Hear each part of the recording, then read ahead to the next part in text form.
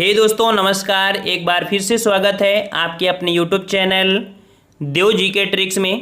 तो दोस्तों आज की इस वीडियो में हम लोग इंडियन ज्योग्राफी और इंडियन हिस्ट्री का यहाँ पर हम लोग टेस्ट लगाएंगे।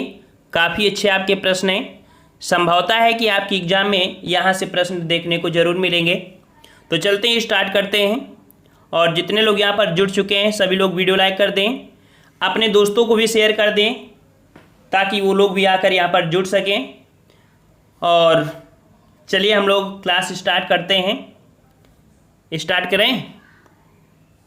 चलिए यहाँ पर सबसे पहले हम लोग टेस्ट लगाएंगे भूगोल का और इसके बाद हम लोग लगाएंगे इतिहास का। ठीक है, इसी में तो यहाँ पर आपका दिया गया है जो कि 27 नंबर से कह रहा है आपसे यहाँ पर कि निम्नलिखित में से वे पहाड़ियाँ कौन सी हैं जो पूर्वी और पश्चिमी घाटों को जोड़ती हैं।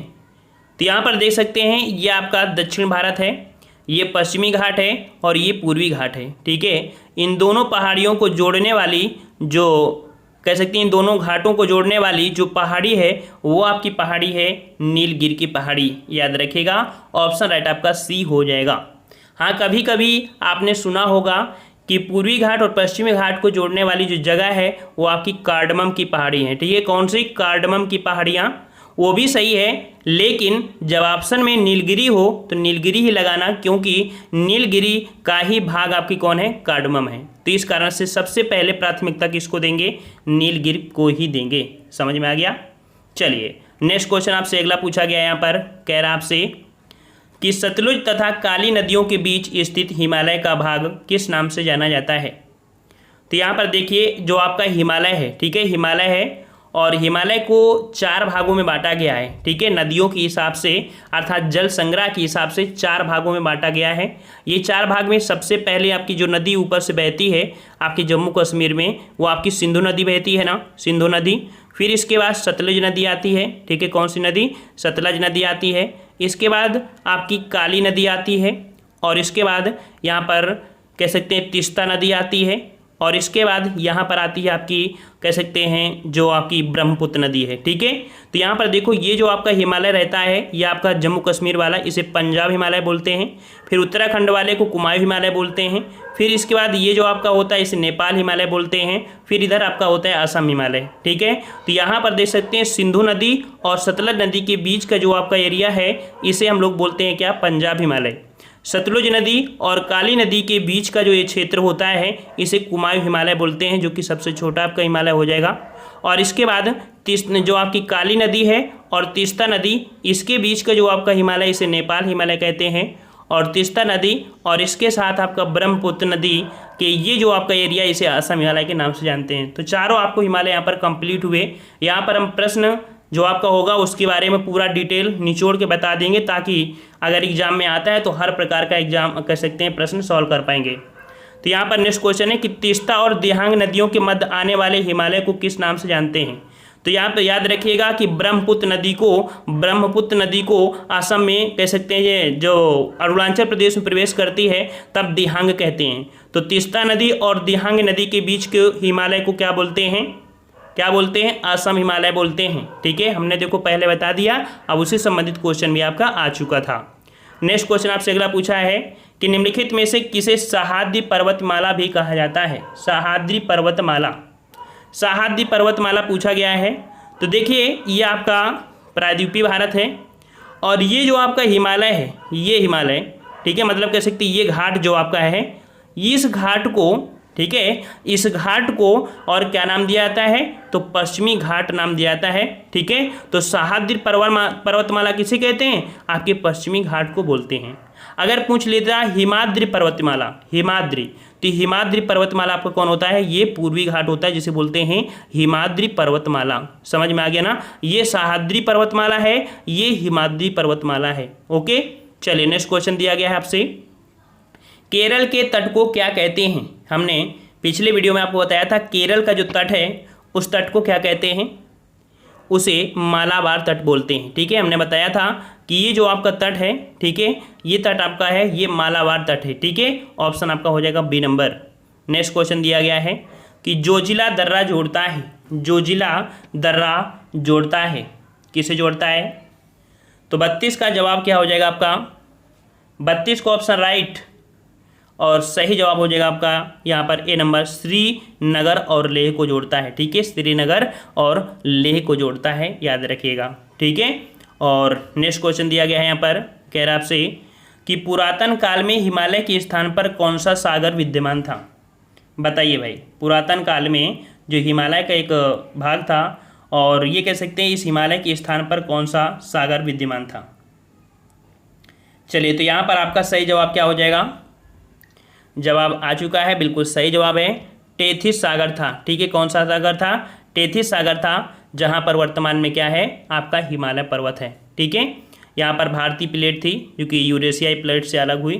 ठीक है, तो यहाँ पर टकराने के बाद कह सकते हैं कि आपका यहाँ पर हिमालय पर्वत आपका बन पाया था।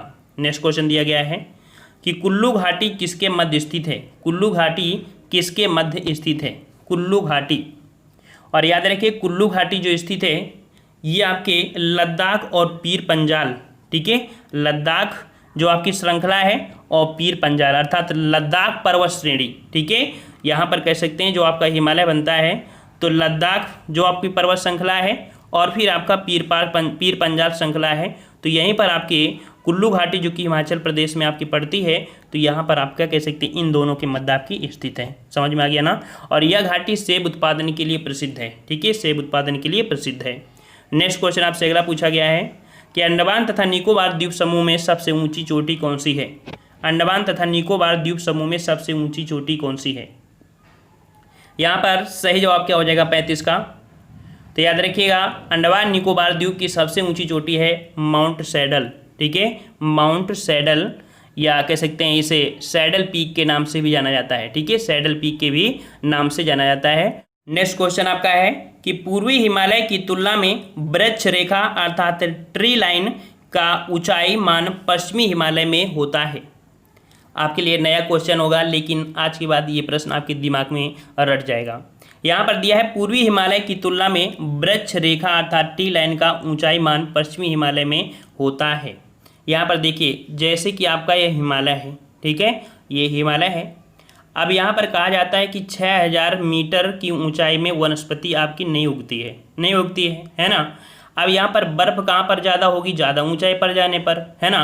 तो यहाँ पर कह सकते हैं कि जो पेड़ों की संख्या ज़्यादा मिलेगी वो आपकी यहाँ पर मिलेगी। ठीक है, पूर्वी हिमालय में मिलेगी, पश्चिमी हिमालय में नहीं मिलेगी। ठीक है, इसका मतलब है कि पूर्वी हिमालय की तुलना में पश्चिमी हिमालय में पेड़ों की संख्या आपकी कम है। ठीक है, ये समझ सकते हैं कि जो आपका ये पूर्वी क्षेत्र है यहाँ पर ज़्यादा ऊंचाई नहीं होने के कारण वनस्पति आपकी ज़्यादा मिलती है, लेकिन जैसे जैसे हम लोग ज़्यादा ऊंचाई पर पहुँचेंगे वहाँ पर क्या होती है, वृक्षों की संख्या आपकी घटने लगती है। ठीक है, तो कह सकते हैं कि यहाँ पर पेड़ों की संख्या आपकी पश्चिमी क्षेत्र में कम होती है, पूर्वी क्षेत्र में ज़्यादा होती है। ऐसे नंबर ऐसे समझ लीजिए। तो इसका जो जवाब हो जाएगा 36 का वो आपका हो जाएगा यहाँ पर कह सकते हैं क्या हो जाएगा कि पूर्वी हिमालय की तुलना में वृक्ष रेखा का ऊंचाई मान पश्चिमी हिमालय में होता है। तो पश्चिमी हिमालय में क्या होता है, तो आपको कह सकते हैं कम होता है। ठीक है, क्या होता है, कम होता है, याद रखिएगा। ठीक है, नेक्स्ट क्वेश्चन आपसे अगला पूछा गया है कि निम्नलिखित में से कौन अक्साई चीन का भाग है। अक्साई चीन का भाग है। तो अक्साई चीन का जो भाग है यहाँ पर देख सकते हैं जो आपका लद्दाख पठार है। ठीक है, लद्दाख पठार है, ये आपके अक्साई चीन का भाग है। ठीक है, अक्साई चीन का भाग है। और आपको पता होगा कि 1962 में भारत चीन युद्ध भी हुआ था, इसी भूभाग पर हुआ था। ठीक है, अर्थात अक्साई चीन पर के अधिकार कर लिया गया था चीन वालों ने, तो इस कारण से आपका हुआ था। ठीक है, तो आपका ये हो जाएगा। अब यहाँ पर हम लोग इतिहास का टेस्ट लगाएंगे। ठीक है, और कह रहा आपसे इतिहास में पहला प्रश्न है कि त्रयी नाम है, त्रयी नाम है, त्रयी नाम जो दिया गया है ये आपको किसका दिया गया है, चलिए जवाब दीजिए।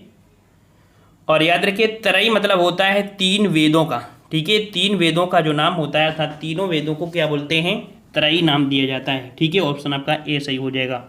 नेक्स्ट क्वेश्चन दिया गया है आर्य लोग भारत में कहाँ से आए थे। आर्य लोग भारत में कहाँ से आए थे। चलिए अब लोग यहाँ पर फटाफट जवाब दीजिएगा।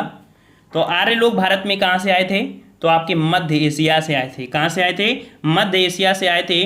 और आपके भारत में अगर बात करें सबसे पहले कहाँ बसे थे? तो आपके सिंध प्रांत में जो पंजाब एरिया है, ठीक है, पंजाब में आकर बसे थे आर्य लोग। नेक्स्ट क्वेश्चन है कि निम्नलिखित में से कौन सा वेद सबसे प्राचीन है? जी क्वेश्चन आपका है। और सबसे प्राचीन वेद आपका कौन सा है? बिल्कुल सही है, डी नंबर आपका हो जाएगा ऋग्वेद, ठीक है, ऋग्वेद। नेक्स्ट क्वेश्चन है कि ऋग्वेदिक आर्य किस भाषा का प्रयोग करते थे? जो ऋग्वेदिक आर्य लोग थे तो ये किस भाषा का प्रयोग करते थे? तो याद रखिए जो आर्य लोग थे वो लोग संस्कृत भाषा का प्रयोग करते थे, ठीक है। ऑप्शन राइट आपका ए सही हो जाएगा। नेक्स्ट क्वेश्चन है कि ऋग्वेद में सबसे पवित्र किस नदी का जिक्र है? ऋग्वेद में सबसे पवित्र किस नदी का जिक्र है? चलिए जवाब दीजिए। और सही जवाब क्या हो जाएगा आपका? यहाँ पर आपका सही जवाब हो जाएगा 5 का ऑप्शन राइट आपका ए हो जाएगा। ऋग्वेद में सबसे पवित्र नदी जो आपका है उसका जिक्र किया गया आपकी सरस्वती नदी, ठीक है। चलिए यहाँ पर नेक्स्ट क्वेश्चन का आते हैं। क्वेश्चन आपसे यहाँ पर सूची फर्स्ट को सूचीकिन से बोला गया है, ठीक है। यहाँ पर कह रहा है कि ब्राह्मण, थोड़ा सा इसे और कम कर लेते हैं तो इस प्रकार से आपका हो जाएगा, ठीक है। यहाँ पर आपसे कह रहा है जो ब्राह्मण है, ठीक है, ब्राह्मण, तो ब्राह्मण जो थे वो आपके होते हैं वैदिक कार्यों के संपादन विधि का कह सकते हैं, जो वैदिक कार्य होते हैं तो उसका संपादन करते थे, ठीक है। और उपनिषद जो है वो शिक्षण संबंधी समस्याओं का वर्णन आपको मिलता है उपनिषद में, ठीक है।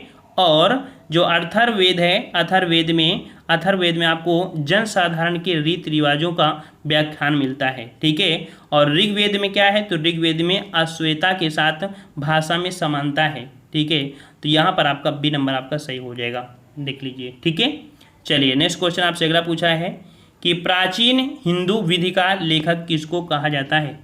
प्राचीन हिंदू विधि का लेखक किसको कहा जाता है? 7 का ऑप्शन राइट आपका जवाब हो जाएगा आपका सी नंबर, मनु को कहा जाता है, ठीक है, मनु को। नेक्स्ट क्वेश्चन है कि हिंदू विधि पर एक पुस्तक मिताक्षरा किसने लिखी? यहाँ पर मिताक्षरा के राइटर पूछा है।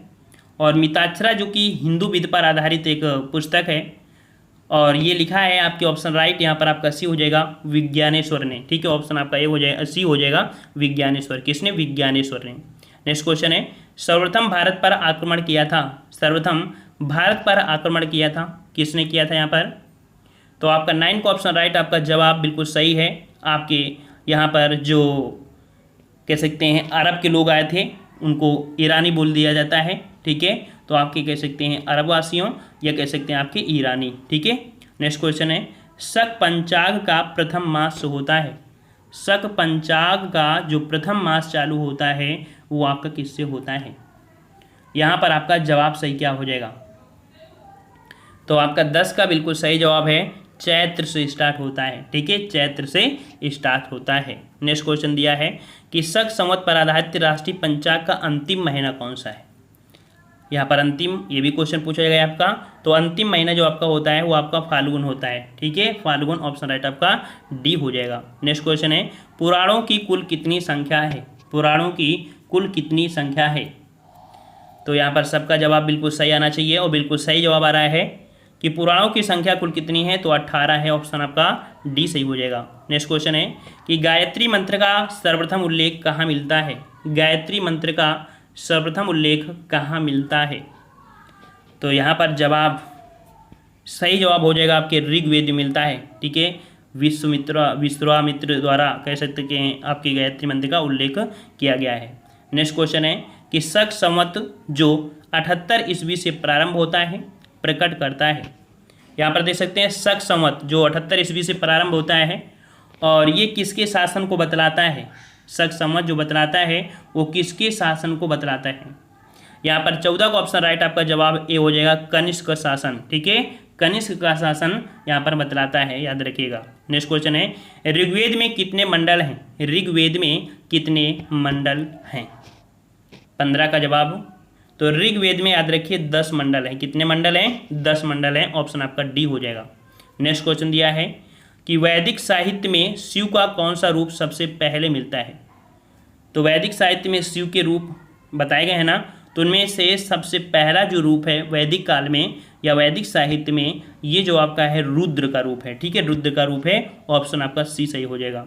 नेक्स्ट क्वेश्चन दिया गया है कि भारत के प्रतीक चिन्ह की आधार पट्टी पर अंकित शब्द सत्यमेव जयते किससे लिया गया है? सत्यमेव जयते किससे लिया गया है?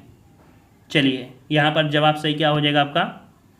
तो यहाँ पर सही जवाब हो जाएगा 17 का ऑप्शन राइट आपका डी, मुंडकोपनिषद से लिया गया है। ठीक है, ऑप्शन आपका क्या हो जाएगा? आपका डी सही हो जाएगा। ठीक है, नेक्स्ट क्वेश्चन है कि ऋग्वेद का कौन सा मंडल पूर्णतः सोम को समर्पित है? चलिए यहाँ पर जो ऋग्वेद का मंडल है ये पूर्णतः सोम को समर्पित है। ये आपका कौन सा मंडल है? और यहाँ पर आपका सही जवाब क्या हो जाएगा? तो 18 का ऑप्शन राइट आपका सही जवाब हो जाएगा आपका सी नंबर। 9वें मंडल में सोम को अर्थात कह सकते हैं सोम का जो वर्णन मिलता है। ठीक है, तो आपको किस में? 9वें मंडल मिलता है। ठीक है, और नेक्स्ट क्वेश्चन है कि वैदिक गणित का महत्वपूर्ण अंग ग्रंथ है। वैदिक गणित का महत्वपूर्ण अंग ग्रंथ है, बताइए कौन? तो 19 का ऑप्शन राइट आपका जवाब हो जाएगा ऑप्शन सी, शुल्ब सूत्र। ठीक है, वैदिक गणित के जो कह सकते हैं रचना करता है वो आपके शुल्ब सूत्र को कहा जाता है। ऑप्शन आपका सी हो जाएगा। अगला है पाणिनि किस विषय के प्रसिद्ध विद्वान थे? पाणिनि किस विषय के प्रसिद्ध विद्वान थे? 20 का जवाब। और 20 का ऑप्शन राइट आपका जवाब यहाँ पर आपका हो जाएगा, ये थे आपके पाणिनि थे भाषा और व्याकरण। ठीक है, भाषा और व्याकरण के प्रसिद्ध विद्वान थे पाणिनि। नेक्स्ट क्वेश्चन है गायत्री मंत्र की रचना किसने की थी? गायत्री मंत्र की रचना किसने की थी? यहाँ पर 21 का सही जवाब क्या हो जाएगा? सही जवाब ऑप्शन राइट यहाँ पर आपका हो जाएगा बी नंबर, विश्वामित्र ने किया था। नेक्स्ट क्वेश्चन है जादू टोना का अध्ययन किस वेद में मिलता है? जादू टोना का अध्ययन किस वेद में मिलता है, किस वेद में किया जाता है? तो यहाँ पर आपका सही जवाब बिल्कुल आ रहा है अथर्ववेद में। ठीक है, अथर्ववेद में जादू टोना का अध्ययन मिलता है। नेक्स्ट क्वेश्चन है कि किस उपनिषद में देवकी पुत्र कृष्ण का घोर अंगिरस के शिष्य के रूप में उल्लेखित किया गया है? देवकी पुत्र कृष्ण का घोर अंगिरस के शिष्य के रूप में उल्लेख किया गया है। और यहाँ पर जवाब हो जाएगा आपका ए नंबर, छंदोग्य उपनिषद में। ठीक है, छंदोग्य उपनिषद में। नेक्स्ट क्वेश्चन है कि प्राचीनतम व्याकरण अष्टाध्यायी के रचनाकार, प्राचीनतम व्याकरण अष्टाध्यायी के रचनाकार कौन है? तो यहाँ पर आपका सही जवाब क्या हो जाएगा भाई? होते हैं दिन और रात। सही जवाब यहाँ पर आपका 24 का सही जवाब क्या हो जाएगा आपका? तो डी नंबर आपका हो जाएगा। अष्टाध्यायी की रचनाकार आपकी पाणिनि है, डी नंबर आपका हो जाएगा। ठीक है, नेक्स्ट क्वेश्चन है कि निम्न में से कौन सी स्मृति प्राचीनतम है? कौन सी स्मृति प्राचीनतम है? चलिए यहाँ पर आपका सही जवाब क्या हो जाएगा? तो 25 का ऑप्शन राइट आपका जवाब यहाँ पर आपका ए नंबर हो जाएगा, मन स्मृति। ठीक है, ये सबसे प्राचीनतम आपकी स्मृति है, मन स्मृति। नेक्स्ट क्वेश्चन है कि आदि काव्य की संज्ञा किसे दी जाती है? आदि काव्य की संज्ञा किसे दी जाती है? और ये दी जाती है आपके जो महाभारत है। ठीक है, महाभारत को आदि काव्य की संज्ञा दी जाती है। ठीक है, नेक्स्ट क्वेश्चन आपका है कि शास्त्रीय संगीत के सिद्धांत की विवेचना की गई। शास्त्रीय संगीत के सिद्धांत की विवेचना की गई और शास्त्रीय संगीत का जो वर्णन आपको देखने को मिलता है ये आपके सामवेद में मिलता है, क्योंकि साम का अर्थ होता है गायन। ठीक है, नेक्स्ट क्वेश्चन दिया है कि ऋग्वेद के किस मंडल में शूद्र का उल्लेख पहली बार मिलता है? शूद्र का उल्लेख जो मिलता है वो आपके किस मंडल में? तो ये ऋग्वेद का जो मंडल है आपका, ये मंडल है 10वां। ठीक है, डी नंबर आपका हो जाएगा 10वां मंडल। नेक्स्ट क्वेश्चन दिया गया है कि उपनिषद पुस्तकें हैं, उपनिषद पुस्तकें हैं, उपनिषद पुस्तकें जो आपकी हैं ये आपके धर्म पर आधारित हैं। ठीक है, किस पर हैं? धर्म पर आधारित हैं, ए नंबर आपका सही हो जाएगा। नेक्स्ट क्वेश्चन है कि भारतीय संगीत का आदि ग्रंथ कहा जाता है? भारतीय संगीत का आदि ग्रंथ कहा जाता है तो भाई किसे कहा जाता है? तो जवाब हो जाएगा ऑप्शन राइट आपका यहाँ पर डी नंबर, सामवेद को। ठीक है, सामवेद को। नेक्स्ट क्वेश्चन है वेद शब्द का अर्थ क्या है? वेद शब्द का अर्थ, और वेद शब्द का अर्थ क्या होता है? ज्ञान या ज्ञाता। ठीक है, ऑप्शन आपका ए सही हो जाएगा। नेक्स्ट क्वेश्चन है निम्न में से किस विदुषी ने वाद विवाद में अजय याज्ञवल्क्य को चुनौती दी थी। यहाँ पर आपके अजय याज्ञवल्क्य को जो चुनौती दिया था एक विदुषी ने दिया था, और ये विदुषी आपकी है गार्गी। ठीक है, गार्गी संवाद आपने सुना होगा, गार्गी संवाद। ठीक है, नेक्स्ट क्वेश्चन है कि भगवत धर्म का ज्ञात सर्वप्रथम, जो भगवत धर्म का ज्ञात सर्वप्रथम अभिलेख साक्ष्य है वो आपका कहाँ है? भगवत धर्म का जो सर्वप्रथम अभिलेख साक्ष्य है, ज्ञात है, और ये आपका जो है कहाँ पर? तो जवाब यहाँ पर आपका हो जाएगा आपका सी नंबर, बेसनगर का जो गरुड़ स्तंभ है वहाँ पर भगवत धर्म का कह सकते हैं अभिलेख के साक्ष्य मिलते हैं। नेक्स्ट क्वेश्चन है कि सिक्का के अध्ययन को क्या कहते हैं? सिक्का के अध्ययन को क्या कहते हैं? सिक्का के अध्ययन को क्या कहते हैं? तो आपका जवाब यहाँ पर 34 का ऑप्शन आपका ए हो जाएगा, आपके न्यूमिस्मेटिक्स बोलते हैं या मुद्रा शास्त्र बोलते हैं। ठीक है, नेक्स्ट क्वेश्चन दिया गया है सुमेल है, सुमेलित है। तो यहाँ पर देखते हैं क्या सुमेलित आपका है। कह रहा आपसे अजंता की चित्रकला जो कि बौद्ध धर्म से हैं, एलोरा की चित्रकला जैन धर्म, बौद्ध धर्म और हिंदू धर्म से, ये भी सही है। एलिफेंटा की चित्रकला जो कि बौद्ध धर्म से हैं, उपयुक्त सभी, अर्थात यहाँ पर सभी सही हो जाएंगे। नेक्स्ट क्वेश्चन है कि मेगास्थनीज के अनुसार भारत में, भाई मेगास्थनीज जब भारत में आए थे तो यहाँ का वर्णन किया था। क्या वर्णन किया था यहाँ पर? तो यहाँ पर आपका दास प्रथा नहीं था, अकाल नहीं पड़ता था, समाज 7 इकाइयों में बटा था, अर्थात ये सभी हो जाएगा। 36 का ऑप्शन आपका डी हो जाएगा। नेक्स्ट क्वेश्चन है सही है, यहाँ पर सही बताना है कि आपका सही कौन सा है। ने लिखा है किताबुल हिंद जो कि आपके अलबरूनी ने लिखा है, ये बिल्कुल सही है। भूगोल, भूगोल आपके टॉलमी ने लिखा है जो कि यहाँ पर पिलानी है, तो ये कब गलत हो जाएगा? ए और बी दोनों, अर्थात यहाँ पर ए सही है और बी सही है, यहाँ पर डी नंबर आपका सही हो जाएगा। नेक्स्ट क्वेश्चन है कि मेगास्थनीज चंद्रगुप्त मौर्य के दरबार में आया था, यह किसका राजदूत था? मेगास्थनीज चंद्रगुप्त मौर्य के दरबार में आया था और एक किसका राजदूत था? 38 का जवाब, और 38 का ऑप्शन आपका सही जवाब हो जाएगा कौन सा? सही जवाब हो जाएगा सेल्यूकस निकेटर का। ठीक है, सेल्यूकस निकेटर का। तो ये रहे आपके प्रश्न, और हमने बताया है कि जो जीके का है टेस्ट, आपको रात 10 बजे भी जीके का टेस्ट आपको लगाया जाता है, जो कि आपका फुल टेस्ट और कंबाइंड टेस्ट होता है। ठीक है, तो इस प्रकार से आप रात 10 बजे भी आप आ सकते हैं, वहाँ पर नोटिफिकेशन नहीं आता है, फिर भी आप चैनल में आकर देख सकते हैं। आपको 10 बजे जीके जीएस का फुल टेस्ट जो कि कंबाइंड टेस्ट होता है वो आपको लगाने को मिलेगा। आज की वीडियो में इतना ही, मिलते हैं नए वीडियो में, तब तक के लिए धन्यवाद। जय हिंद, जय भारत।